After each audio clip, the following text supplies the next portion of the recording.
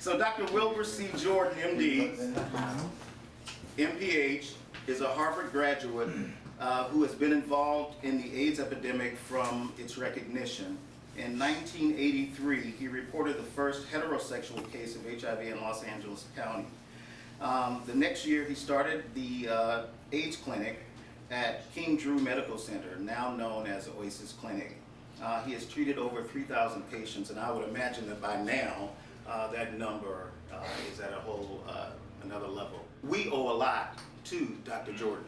I was having dinner with a really successful medical doctor and someone who actually runs a major organization here in LA County. And one of them actually told a story of when he was in crisis and he didn't think that he was actually going to make it. And I won't go into the details of it, but he said, you know what, I came on this side of Wilshire and I went to Dr. Jordan and I got what I needed. And so as a result, I'm still here today. So those testimonies of the work of Dr. Jordan, you know, they're still ringing, you know, and I just want to let you know, to your face, Dr. Jordan, that we love you and we appreciate you for all of the years of commitment and dedication and to the willingness to put your reputation on the line and to step out and advocate for us in places where people were afraid to go and talk about us, to be able to make the level of difference that we see today in our community. And we want it to be at a different place, but we know we'd be in a much worse place if it weren't for people like you. So thank you for being here. Dr. Wilbert.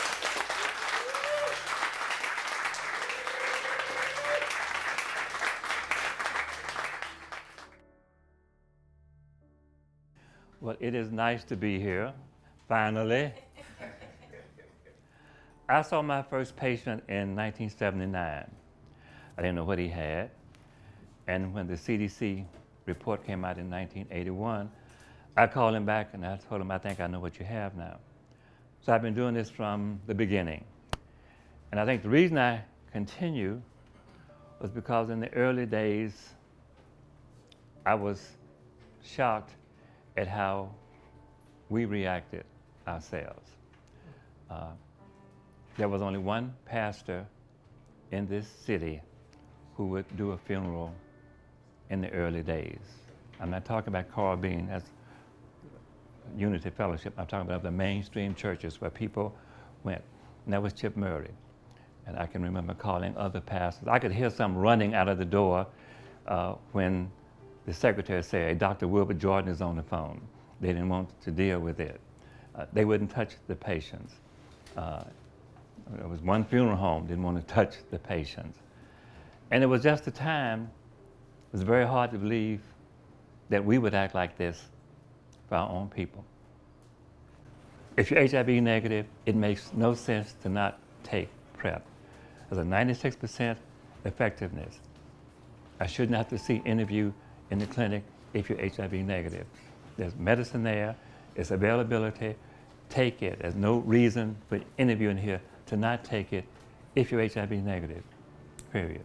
If you don't know what you are, then go get tested. If you're HIV positive, you're HIV positive. We've lost patients because y'all went to this stupid ass man who called himself a doctor who just died, and he was selling cures. And people would take that stuff, and then they'd come in the clinic about ready to drop dead. You cannot be cured from HIV. Nobody's been cured but one Berlin patient. It's very difficult to get cured, so that's not an option. But you can avoid getting it by taking a pill. Or if you get infected, you're going to end up being required to take more pills for the rest of your life at this point. So that's important. And if you have any question about that, please feel free to ask, because it's not fun to see young kids come in HIV positive. So next slide.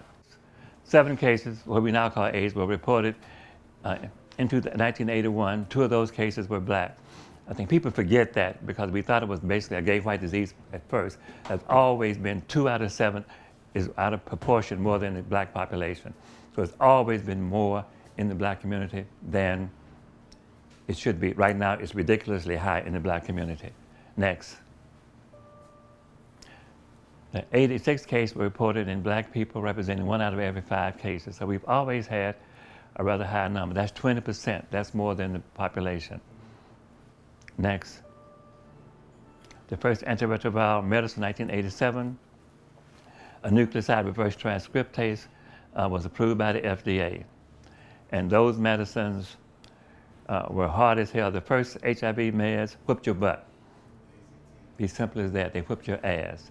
And you didn't have to tell anyone you were HIV positive if you were taking the medicine. We could look at you and tell. I mean, if you were black, your skin turned purple, your hair became baby, like baby hair. If it was white, I mean, it looked like someone took a blowtorch and just right in your face. I mean, it was just red. So you couldn't be closeted because the medicines told on you.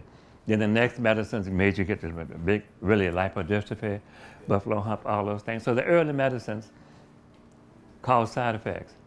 But for some patients, it got you here.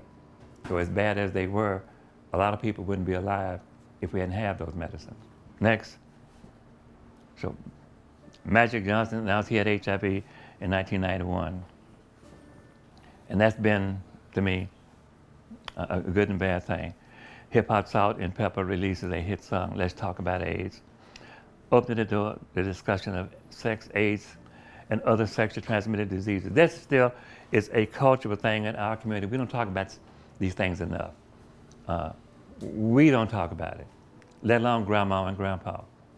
We don't talk about it, and that's a problem. It becomes in 1983, it becomes the leading cause of death for black men ages 25 to 44 years of age. I mean, it becomes the leading cause of death, and the leading cause of death for women in the same age group. Tennis star Arthur Ashe dies of AIDS. So historically, we have always been involved with HIV. Next.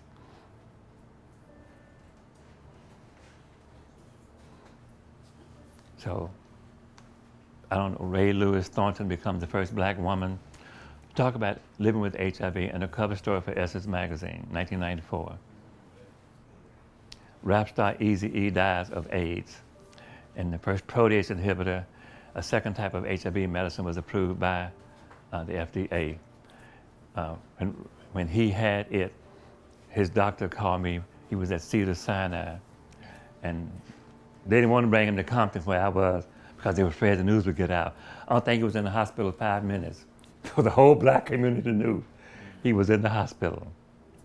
And the first fixed-dose combination pill for treating HIV becomes available. This is something HIV has done that's really affected other medicines. In terms we have putting 2 and 3 medicines in one pill. You know, we now have good treatments for hepatitis C, 2 medicines in one pill. And really the first medicines like this was really the HIV medicine that called for doing that. There was one point in time I had patients taking up to 48 pills a day. So you try taking 48 pills, just taking 48 pills will make you sick. You take 48 jelly beans, that will nearly make you sick, period. Because again, 48 pills, they may be okay if you took each one of those individual, but they interact with each other. I just got back from the second time we've had this. First International AIDS Conference in Africa was 2000 in Durban, and we just had the International AIDS Conference this year in Durban. The conference is every 2 years. So next year, the international, this is called the World AIDS Conference now. The International AIDS Conference will be next year. That's really more of an academic conference. That's going to be in Paris, and then the year after that, the next World AIDS Conference again. They on even years, it's going to be in Amsterdam. And this year, in the Global Village, there was this transgender group from Papua New Guinea, and a transgender group from Nigeria, and one from Botswana. I mean, not separate places. Each one got their own village. So I asked them, do you act dressed like this at home? So, no. I said, but how do you dress? I do this every 2 years. So I said, so in other words, the one from Papua New Guinea said, every 2 years I look forward to this so I can come out and be myself for 7 days. Because if I did this at home, I have my ass beat. Now, go back one. The reason I really didn't jump for this, when we had that at that AIDS conference, they had gone to Africa and went to a village and tell people, you all should come out, be proud of yourself, stand up, and tell everybody you have HIV. And they went to this village, and this woman stood up, and when they left, they killed her. So when we went to Durban, Phil brought Danny Glover and Matuba. We went to the village. We got there at 11 o'clock, and we stayed until 6 o'clock in the evening to talk to the young man who had killed the woman. They spent that whole day talking to them about it. And at 6 o'clock, the young men, they were crying, and one said to Danny Glover, you're my favorite African-American actor. I love you. I am sorry that you're disappointed. But she brought disgrace to our village. We killed her, and I don't apologize for it.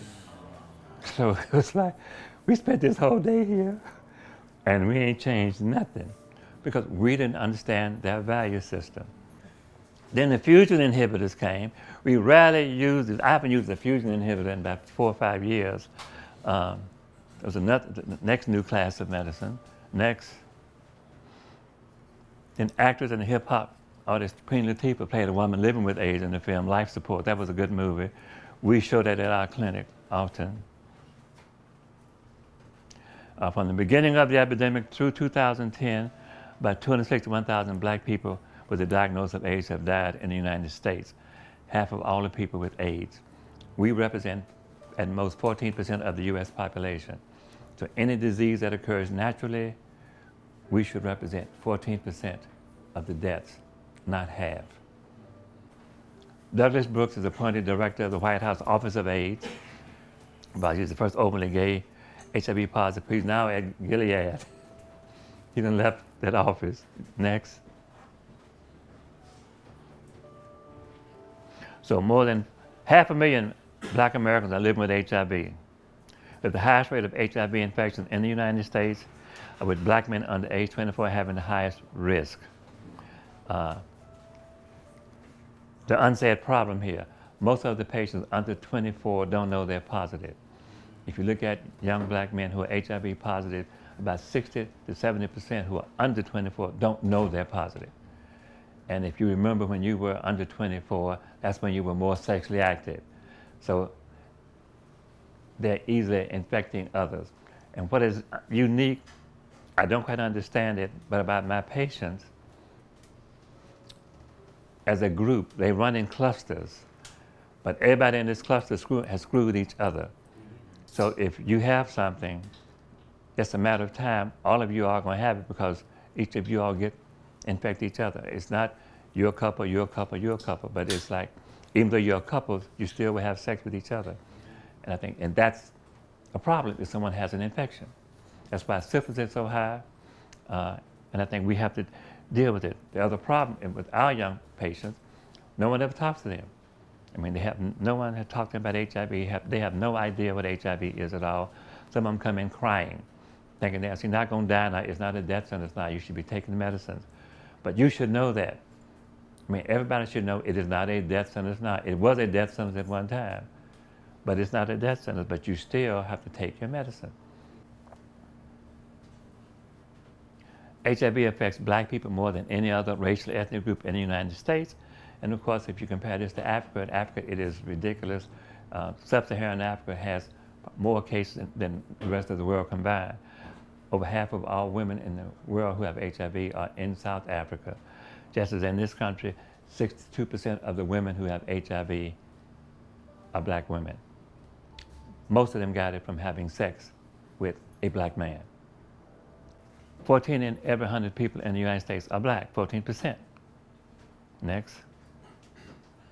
Yet 44 of every 100 people diagnosed with HIV were black. Again, that's way out of line. It should be 14. 14, 28, 42, so it's more than 3 times normal. That. And again, late diagnosis. This is the first year I've had black kids come in with early diagnosis. Most times it's the opposite end. They come in very late. And that's been a cultural thing. So why are we waiting so late? But most times people will come in after being infected 7 years, as opposed to a lot of white kids go in early. I mean, they know what they did, and they go right in, I want to get tested. I've been tested 7 times now. Blackest use the opposite. So late diagnosis. Late diagnosis means the virus has had more of a chance to really set up house in your body. It's destroyed more of your immune system, so it's harder to get your immune system back up here. Low HIV literacy and inadequate community-based services to raise HIV literacy. This is very important. We don't talk about it enough. We don't talk about it, and we talk about it, it's negative. We don't really talk about it as a disease. Last year at the National Medical Association, I had an audience response system, and I asked the question, how many of you think AIDS is a curse from God? And 15% answered yes. I said, well, before we go any further, let's deal with this, because this is a stupid answer. I mean, I expected it to be 0. But if this is where you are, this is where you are. But too often, those kinds of statements, someone will say something, we don't challenge it, but it's not helping. There needs to be more communication. You all just can't do this in this room. There's a whole group of people out there that need your help, that need you to talk to them. The young kids that we're seeing don't know a thing about HIV. A quick review, we will get to end. Okay, it impacts black people more than any other racial group. Low HIV literacy, inadequate community-based services to raise HIV literacy. This is where you all are very important, and limited access to quality HIV treatment have made the HIV problem in the black community worse. The stigma of HIV prevents many black Americans from addressing the HIV epidemic. The only time we were able to get the Congressional Black Caucus to deal with HIV was when we had a woman as president. When we had Maxine and other women as president, they dealt. When there was a man, they were damn scared to talk about it because they were afraid someone was going to wonder why they want to talk about it, as if you are not a part of the black community. I mean, but again, that's your role. You have to be more active and say, I'm a voter. And if you all don't do something, we're going to work to get your ass out of Congress, period. Next.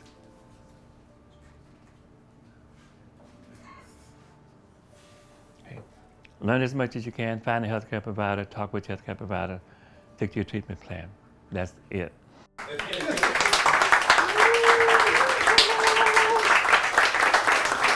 My closing question really has to do a lot with what we're hearing from the state, what we're hearing from the feds, the CDC, and what we're hearing here locally around getting to zero and ending AIDS. And it, to me, just begins to sound like another catchy slogan that they're throwing out there about ending AIDS. So I want to ask you your professional, personal experience, what you know.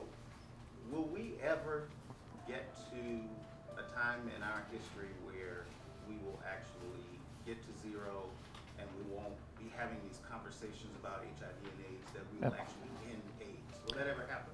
That's going to be very hard. I think we will get to where the rate is lower, but still we're seeing 50,000 new cases a year. To get to zero means you nearly got to stop immigration, because you got 20 million people in Africa who are HIV positive, so you got to stop them from coming here to do it, as well as those in Europe, etc. So getting to zero, to me, is a wasted dream. Dropping the rate, yes, we can do that. The gay community has dropped their rate. I mean, it's sort of stable and lower in the Latin community, and it's never been high among the Asian and Asian Pacific Islanders. We're the ones who have a ridiculous astronomical rate. So yes, but we have to do things differently if we're going to drop it. But it means us having to mobilize and get people to get tested. If we got everybody here on PrEP, and you could find everybody who's positive and get them in treatment, then theoretically, his answer is right. We could drop to zero. That to me is really impossible. I don't believe it will happen. I'd love to see it happen, but do I believe it'll happen? No, I don't. Again, give them a round of applause, you all. Thank you. My pleasure.